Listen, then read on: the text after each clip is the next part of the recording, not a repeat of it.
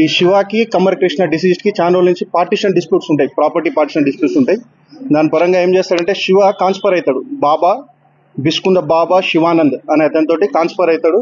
ఒక conspiracy create చేసుకుని ఒక సుపారీ ఆఫర్ చేస్తాడు. కమ్మర్ కృష్ణని చంపినచో ఒక 25 లక్షలు ఒక ఇల్లు కట్టిస్తా అనేది ఒక డీల్ మాట్లాడుకుని ఒక 2 lakhs అడ్వాన్స్ కూడా ఇస్తాడు. ఈ బాబా బ్యాక్గ్రౌండ్ ఏంటంటే ఈ బాబా బ్యాక్గ్రౌండ్ కూడా కమ్మర్ కృష్ణ దగ్గర 2015 to 20 ఈ 5 years పర్సనల్ గార్డ్ గా కూడా వర్క్ చేస్తాం జరుగుతుంది. ఇతను మళ్ళీ రీసెంట్ గా 10 నెలల ముందు కూడా పార్ట్ ఆఫ్ కాన్స్పిరసీ గానే జాయిన్ అవుతాడు. జాయిన్ అయ్యి అవకాశం చూసుకుని వీళ్ళిద్దరు శివ ఇంకా మన బాబా ఎవరైతే ఇద్దరు అవకాశం చూసుకుని బాబాతో పాటు ఒక ఇద్దరు అకంప్లిస్ కూడా తెచ్చుకుంటాడు.